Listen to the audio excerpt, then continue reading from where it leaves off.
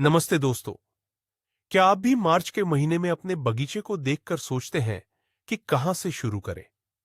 लगता है जैसे करने को बहुत कुछ है, पर समझ नहीं आता कि सबसे जरूरी क्या है। आप अकेले नहीं हैं। मार्च का महीना बागवानी के लिए सबसे महत्वपूर्ण महीनों में से एक है। इस एक महीने में की गई तैयारी या चूक आपकी पूरी साल की फसल का भविष्य तय कर सकती है। आज हम मार्च 2026 के लिए एक पूरा 20 सूत्रीय चेकलिस्ट लेकर आए हैं। यह कोई साधारण लिस्ट नहीं है। इस वीडियो के अंत तक आपके पास एक स्पष्ट रोड मैप होगा, जिससे न केवल आपका बगीचा खिल उठेगा, बल्कि आने वाले महीनों में आपको भरपूर फसल भी मिलेगी। तो अपनी डायरी और पेन तैयार रखें, क्योंकि यह जानकारी आपके बहुत काम आने वाली है। इससे पहले कि हम अपनी चेकलिस्ट शुरू करें, आइए समझते हैं कि मार्च इतना खास क्यों है। यह महीना सर्दियों के आलस और वसंत की ऊर्जा के बीच का एक पुल है। दिन लंबे होने लगते हैं, सूरज की रोशनी तेज हो जाती है और मिट्टी धीरे धीरे गर्म होने लगती है। यह प्रकृति के जागने का समय है। पौधों के लिए यह एक नई शुरुआत का संकेत है। इसी महीने में हम आने वाली पूरी गर्मियों और बरसात के मौसम की फसलों की नींव रखते हैं। अगर इस समय मिट्टी को सही पोषक तत्व नहीं मिले या सही समय पर बीजों को नहीं बोया गया, तो बाद में कितनी भी मेहनत कर लें, परिणाम उतना अच्छा नहीं मिलता। इसलिए मार्च को बागवानी का फाउंडेशन मंथ या नींव का महीना कहना गलत नहीं होगा। इस महीने की योजना और मेहनत ही तय करेगी कि आपका बगीचा कितना स्वस्थ और उत्पादक होगा। हमारी चेकलिस्ट का पहला और सबसे जरूरी कदम है बगीचे की महासफाई। सर्दियों के दौरान बगीचे में पुरानी पत्तियां, सूखी टहनियां और पिछले मौसम के पौधों के अवशेष जमा हो जाते हैं। यह कचरा सिर्फ बगीचे को गंदा ही नहीं दिखाता, बल्कि यह कीड़ों और बीमारियों के लिए एक आरामदायक घर भी बन जाता है। जैसे ही मौसम गर्म होना शुरू होता है, ये कीट और फंगस सक्रिय हो जाते हैं और आपके नए पौधों पर हमला कर सकते हैं। इसलिए अपना सबसे भरोसेमंद रैक और दस्ताने उठाए और काम पर लग जाए। सारी सूखी पत्तियों और मलबे को हटा दें। पिछले साल की सब्जियों के जो भी ठूंठ या जड्ढे जमीन में रह गई है, उन्हें निकाल बाहर करें। क्यारियों को पूरी तरह से साफ कर दें। यह प्रक्रिया वैसी ही है जैसे हम किसी नए काम से पहले अपने कार्य क्षेत्र को साफ करते हैं। एक साफ सुथरा बगीचा न केवल आपको काम करने के लिए प्रेरित करेगा, बल्कि यह बीमारियों की संभावना को भी लगभग आधा कर देगा। इस सफाई से निकले जैविक कचरे को फेंके नहीं, बल्कि इसे अपनी कंपोस्ट बिन में डालें। यह सोना है जिसे हम बाद में इस्तेमाल करेंगे। एक बार जब आपका बगीचा साफ हो जाए, तो अगला कदम है अपने औजारों को युद्ध के लिए तैयार करना। जरा सोचिए, क्या आप एक कुंद चाकू से सब्जियां काटना पसंद करेंगे? नहीं, है ना?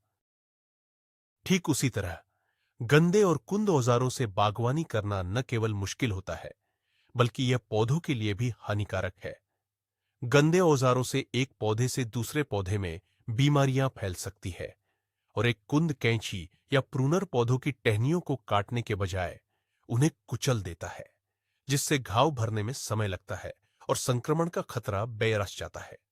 इसलिए अपने सभी बागवानी औजारों को बाहर निकालें। खुरपी, फावड़ा, कैंची, प्रूनर, सब कुछ। उन्हें अच्छी तरह से पानी और साबुन से धोएं। अगर किसी पर जंग लगा है, तो उसे सैंडपेपर या तार वाले ब्रश से रगड़कर साफ करें।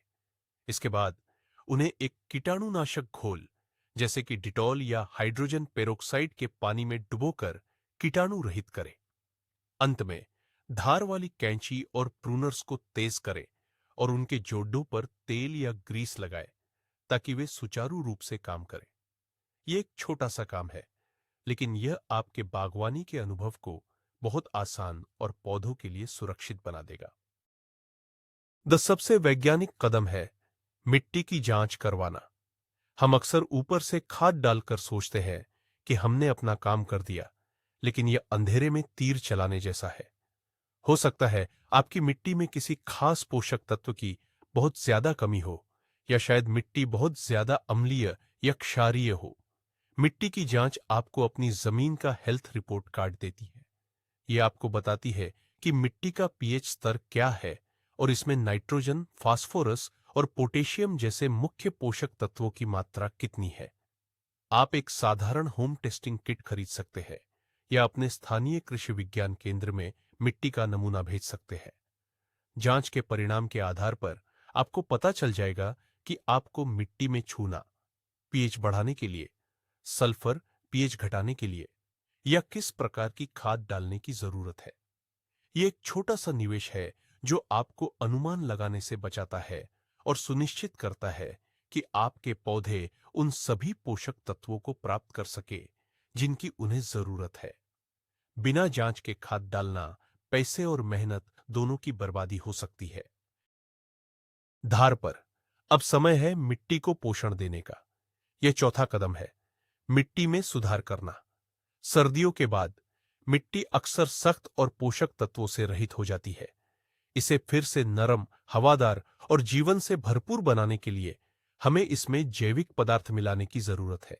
सबसे अच्छा विकल्प है अच्छी तरह से सड़ी हुई गोबर की खाद या आपकी अपनी बनाई हुई कंपोस्ट। यह न केवल मिट्टी को आवश्यक पोषक तत्व प्रदान करती है, बल्कि इसकी संरचना में भी सुधार करती है।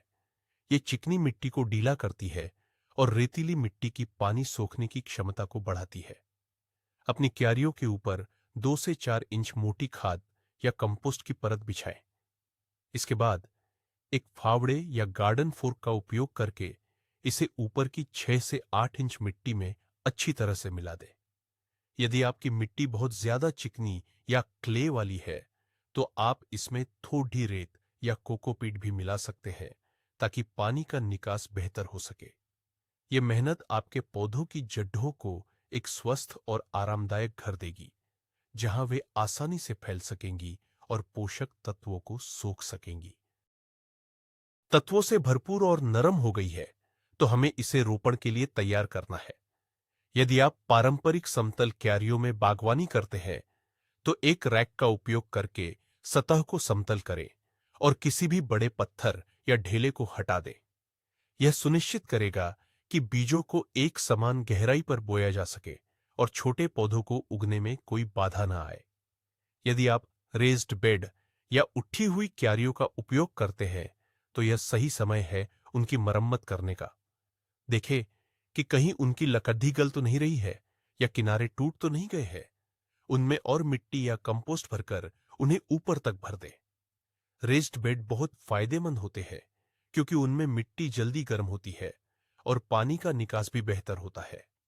चाहे आप किसी भी प्रकार की क्यारी का उपयोग करें, यह सुनिश्चित करें कि आपके पास क्यारियों के बीच चलने के लिए पर्याप्त जगह हो।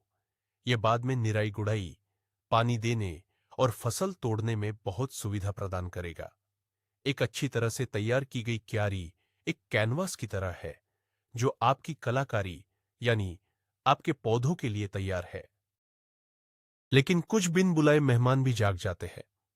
जी हां, हम बात कर रहे हैं खरपतवार की। हमारा छठा कदम है इन दुश्मनों को सिर उठाने से पहले ही कुचल देना।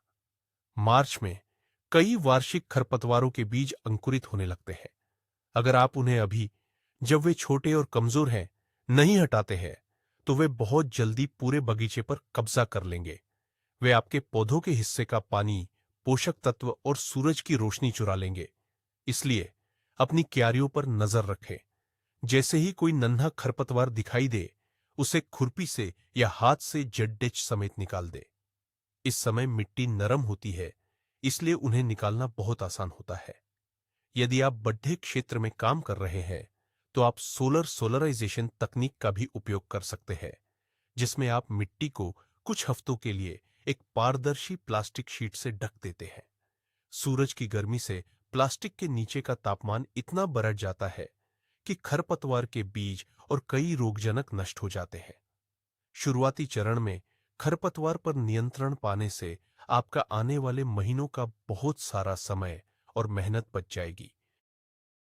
एक मोटा नक्शा बनाएं, अपनी क्यारियों को चिह्नित करें और तय करें कि आप किस क्यारी में कौन सी सब्जी उगाएंगे। इस प्रक्रिया में कुछ महत्वपूर्ण बातों का ध्यान रखें। सबसे पहले सूरज की रोशनी। ध्यान दें कि आपके बगीचे के किस हिस्से में सबसे ज्यादा धूप आती है।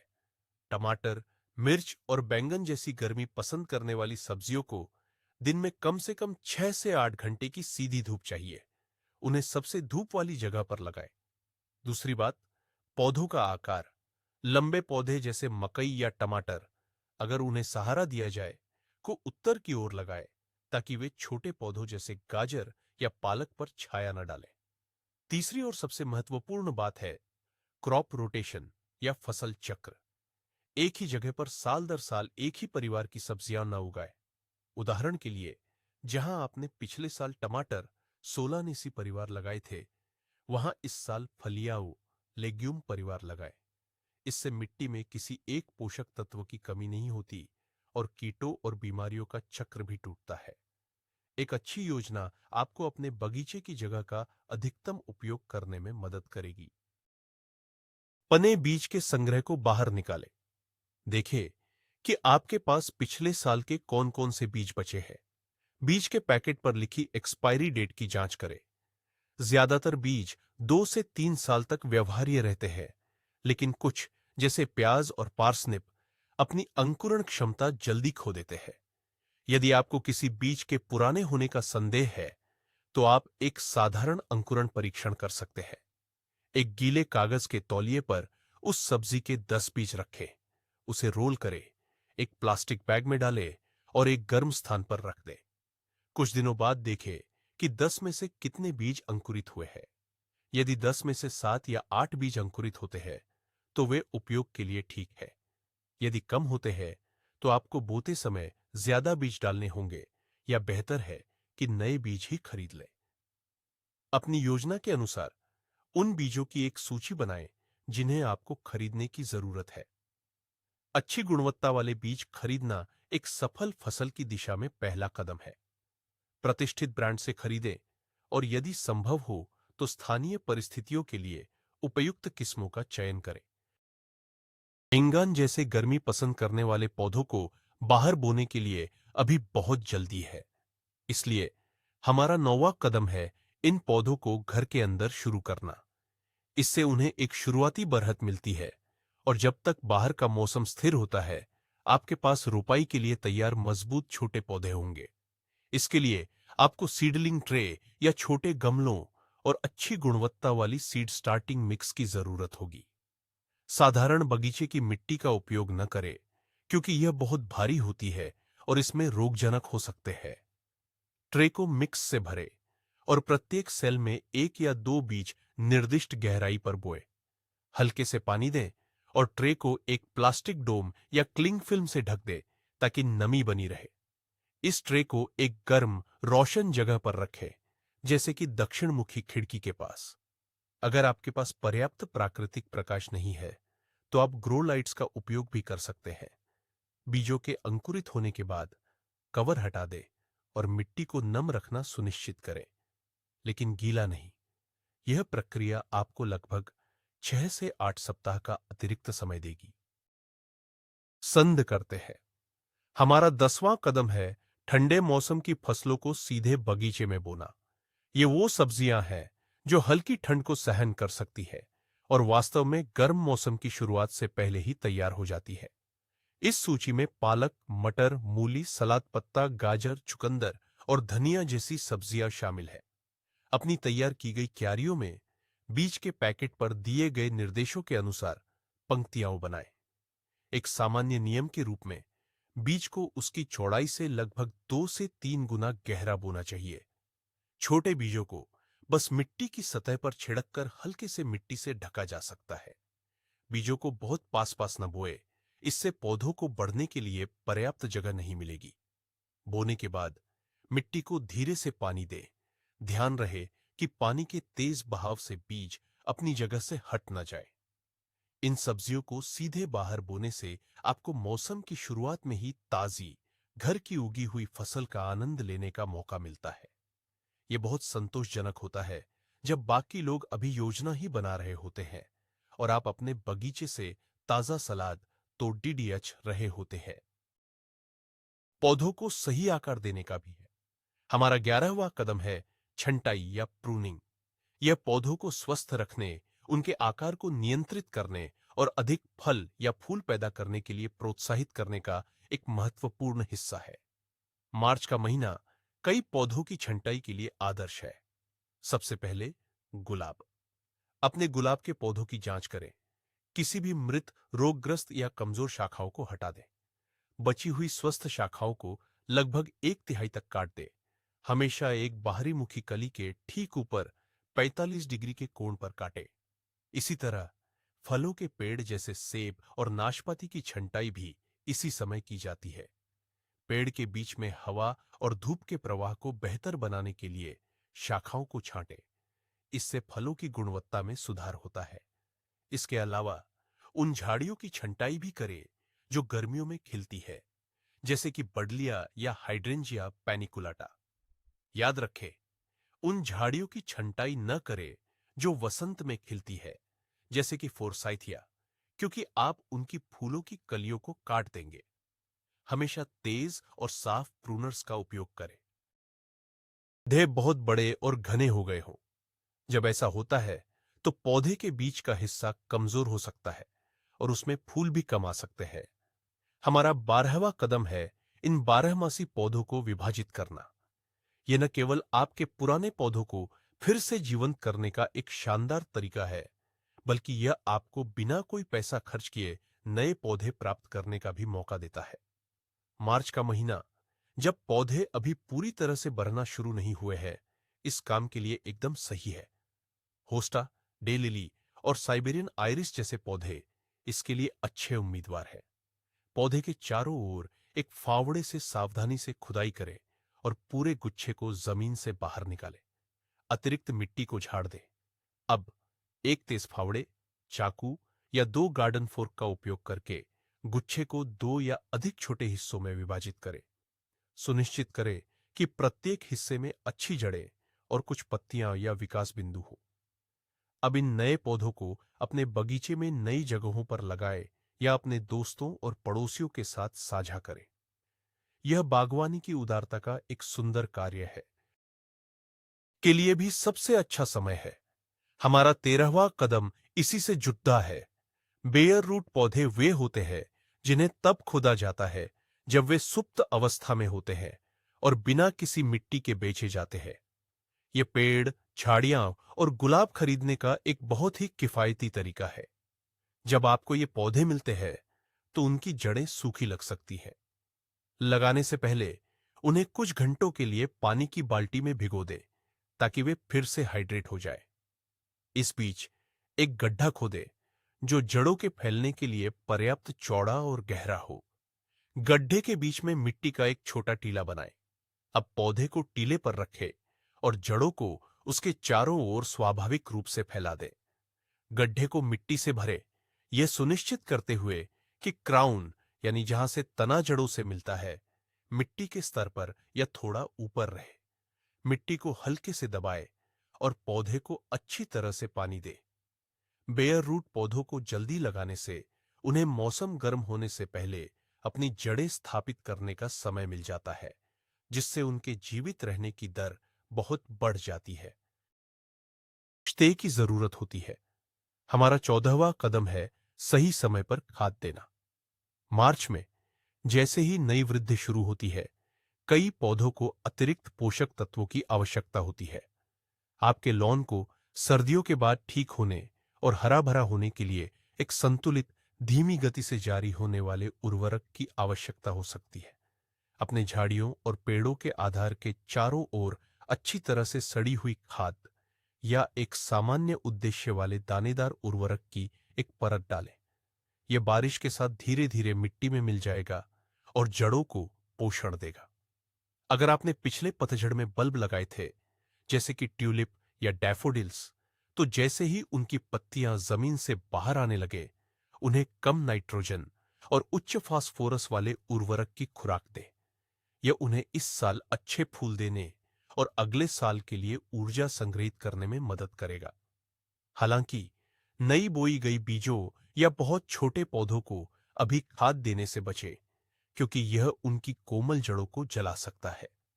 हमेशा पैकेट पर दिए गए निर्देशों का पालन करें और जरूरत से ज्यादा खाद कभी न डालें। सतर्कता ही सबसे अच्छा बचाव है। हमारा 15वां कदम है कीटों और बीमारियों के शुरुआती संकेतों की जांच करना। जैसे ही मौसम गर्म होता है, एफिड्स, स्लग और घोंघे जैसे कीट सक्रिय हो जाते हैं। अपने पौधों की पत्तियों, विशेष रूप से नई और कोमल पत्तियों के नीचे नियमित रूप से जांच करें। यदि आपको एफिड्स दिखाई देते हैं, तो आप उन्हें पानी की तेज धार से हटा सकते हैं या नीम तेल के घोल का छिड़काव कर सकते हैं। स्लग और घोंघे के लिए आप शाम को बगीचे में जाकर उन्हें हाथ से उठाकर हटा सकते हैं या बियर ट्रैप जैसी चीजें लगा सकते हैं। इसके अलावा पत्तियों पर किसी भी असामान्य धब्बे, पाउडर जैसी फफूंदी या विकृति पर ध्यान दें। यह फंगल रोगों का प्रारंभिक संकेत हो सकता है। किसी भी प्रभावित पत्ती को तुरंत हटा दें और नष्ट कर दें ताकि बीमारी फैल न सके। यदि आवश्यक हो तो एक उपयुक्त जैविक कवकनाशी का उपयोग करें। शुरुआती चरण में इन समस्याओं को पकड़ने से वे एक बड़ी महामारी बनने से पहले ही नियंत्रित हो जाती है, जिससे आपको बाद में कठोर रसायनों का उपयोग करने की आवश्यकता नहीं पड़ती। कुछ पौधों को बढ़ने और फलने फूलने के लिए थोड़े सहारे की जरूरत होती है। हमारा 16वां कदम है इन पौधों के लिए समर्थन संरचनाएं स्थापित करना। इससे पहले कि पौधे बहुत बड़े हो जाएं, उनके लिए सहारे लगाना सबसे अच्छा है। बाद में लगाने से उनकी जड़ों को नुकसान पहुंच सकता है। मटर, खीरे और बीन्स जैसी बेल वाली सब्जियों के लिए ट्रेलिस या जाली लगाएं। यह न केवल पौधों को जमीन से ऊपर रखता है, जिससे बीमारियां कम होती है और फसल तोड़ना आसान होता है, बल्कि यह आपके बगीचे में एक सुंदर वर्टिकल तत्व भी जोड़ता है। टमाटर के पौधों के लिए पिंजरे या मजबूत डंडे लगाएं। जैसे जैसे पौधा बढ़ता है, आप उसे सहारे से बांधते रह सकते हैं। कुछ लंबी फूल वाली किस्में, जैसे कि डेल्फिनियम या ग्लेडियोलस, भी तेज हवा में झुक सकती है या टूट सकती है। इसलिए उनके पास भी एक पतला डंडा लगाना एक अच्छा विचार है। यह अग्रिम तैयारी यह सुनिश्चित करेगी कि आपके पौधे स्वस्थ रूप से ऊपर की ओर बढ़े और फलों या फूलों के भार के नीचे ढह न जाए। पानी जीवन है और बागवानी में पानी का प्रबंधन एक महत्वपूर्ण कौशल है। इससे पहले कि आपको नियमित रूप से पानी देने की जरूरत पड़े, हमारा 17वां कदम है अपने पानी देने की प्रणाली की जांच करना। अपने होस पाइप को बाहर निकालें और किसी भी लीक या दरार के लिए उसकी जांच करें। अपने स्प्रिंकलर और नोजल को चलाकर देखें कि वे ठीक से काम कर रहे हैं या नहीं और उनमें कोई रुकावट तो नहीं है। यदि आप ड्रिप सिंचाई प्रणाली का उपयोग करते हैं, तो यह उसकी जांच करने और किसी भी बंद ड्रिपर को साफ करने या बदलने का सही समय है। अपनी पानी की टोटी और कनेक्शन की भी जांच करें। यह भी योजना बनाने का एक अच्छा समय है कि आप पानी कैसे बचाएंगे। क्या आप बारिश के पानी को इकट्ठा करने के लिए रेन बैरल लगा सकते हैं? क्या आप सुबह जल्दी पानी देने की आदत डाल सकते हैं ताकि वाष्पीकरण कम से कम हो? मार्च में पानी की बहुत ज्यादा जरूरत नहीं हो सकती है, लेकिन जब मई और जून की गर्मी आएगी, तो आप एक कुशल और तैयार पानी प्रणाली के लिए आभारी होंगे। यह तैयारी आपको पानी और समय दोनों बचाने में मदद करेगी। भी नंगी मिट्टी पसंद नहीं करती है। यदि आप इसे खुला छोड़ देते हैं, तो वह इसे खरपतवार से ढक देगी। हमारा 18वां कदम है मल्चिंग या पलवार बिछाना। मल्च मिट्टी की सतह पर बिछाई जाने वाली किसी भी सामग्री की एक परत है। यह कई उद्देश्यों को पूरा करती है। यह खरपतवार को उगने से रोकती है, मिट्टी में नमी बनाए रखती है और मिट्टी के तापमान को नियंत्रित करती है। मार्च में एक बार जब मिट्टी थोड़ी गर्म हो जाए, तो अपनी क्यारियों में मल्च की एक नई परत बिछाना एक बहुत अच्छा विचार है। आप लकड़ी के चिप्स, पुआल, कटी हुई पत्तियां या गन्ने की खोई जैसी जैविक सामग्री का उपयोग कर सकते हैं। अपने पौधों के चारों ओर 2 से 3 इंच मोटी मल्च की परत बिछाएं, लेकिन यह सुनिश्चित करें कि मल्च सीधे पौधे के तने को न छुए, क्योंकि इससे तना सड़ सकता है। यह एक साधारण कदम आपके पानी देने और निराई गुड़ाई करने के काम को गर्मियों में बहुत कम कर देगा। इसके अलावा जैसे जैसे जैविक मल्च विघटित होता है, यह धीरे धीरे मिट्टी में पोषक तत्व भी जोड़ता है, जिससे मिट्टी की सेहत में और सुधार होता है। याद है बगीचे की सफाई के दौरान हमने जो जैविक कचरा इकट्ठा किया था? उसे फेंकना एक अपराध होगा। हमारा 19वां कदम है उस कचरे को काले सोने में बदलना, यानी एक कंपोस्ट ढेर शुरू करना या उसे पुनर्जीवित करना। कंपोस्टिंग आपके बगीचे और रसोई के कचरे को पोषक तत्वों से भरपूर खाद में बदलने की प्रक्रिया है, जो आपके पौधों के लिए सबसे अच्छा भोजन है। यदि आपके पास पहले से कंपोस्ट बिन है, तो उसे एक गार्डन फोर्क से पलटें, ताकि उसमें हवा का संचार हो और अपघटन की प्रक्रिया तेज हो। यदि वह बहुत सूखा है, तो थोड़ा पानी डालें। यदि आप एक नया ढेर शुरू कर रहे हैं, तो भूरे, कार्बन युक्त और हरे, नाइट्रोजन युक्त पदार्थों की परतें बिछाकर शुरू करें। भूरे पदार्थों में सूखी पत्तियां, पुआल और कार्डबोर्ड शामिल है, जबकि हरे पदार्थों में घास की कतरन, रसोई के छिलके और ताजा खरपतवार शामिल है। इन परतों को वैकल्पिक रूप से बिछाए और ढेर को नम रखें। कुछ ही महीनों में प्रकृति अपना जादू चलाएगी और आपको अपने बगीचे के लिए मुफ्त उच्च गुणवत्ता वाली खाद देगी। यह कचरे को कम करने और एक स्थायी बगीचा बनाने का सबसे अच्छा तरीका है। शक्तिशाली उपकरण है जिसे अक्सर अनदेखा कर दिया जाता है। एक साधारण नोटबुक या डायरी खरीदें और उसमें अपने बागवानी के अनुभव को रिकॉर्ड करना शुरू करें। मार्च में आप अपने बगीचे की योजना का नक्शा बना सकते हैं। आप लिख सकते हैं कि आपने कौन से बीज खरीदे और उन्हें किस तारीख को घर के अंदर या बाहर बोया। आप अपने मिट्टी परीक्षण के परिणाम और आपने मिट्टी में क्या सुधार किए हैं, यह भी नोट कर सकते हैं।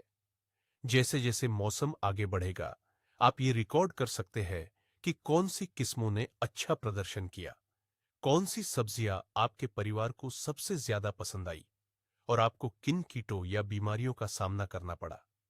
यह पत्रिका आपके लिए एक व्यक्तिगत बागवानी गाइड बन जाएगी।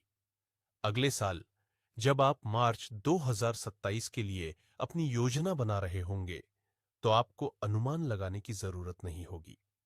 आप अपनी पत्रिका को देखकर जान सकते हैं कि पिछले साल क्या काम किया था और क्या नहीं। यह आपको अपनी सफलताओं से सीखने और अपनी गलतियों को दोहराने से बचने में मदद करेगा, जिससे आप हर साल एक बेहतर माली बनेंगे। तो ये थी हमारी मार्च 2026 के लिए 20 सूत्रीय बागवानी चेकलिस्ट। सफाई और औजारों की तैयारी से लेकर मिट्टी को पोषण देने, बीज बोने और एक पत्रिका रखने तक। यह सब काम पहली नजर में बहुत ज्यादा लग सकता है, लेकिन अगर आप इसे एक एक करके करेंगे, तो यह बहुत ही प्रबंधनीय और संतोषजनक है। और यहां एक बड़ा राज है जो कई लोग नहीं समझते। मार्च में की गई मेहनत सिर्फ एक महीने का काम नहीं है, यह पूरे साल की बम्पर फसल की नींव रखती है। एक छोटा सा कदम, जैसे मिट्टी की जांच, आपकी पूरी मेहनत को बर्बाद होने से बचा सकता है।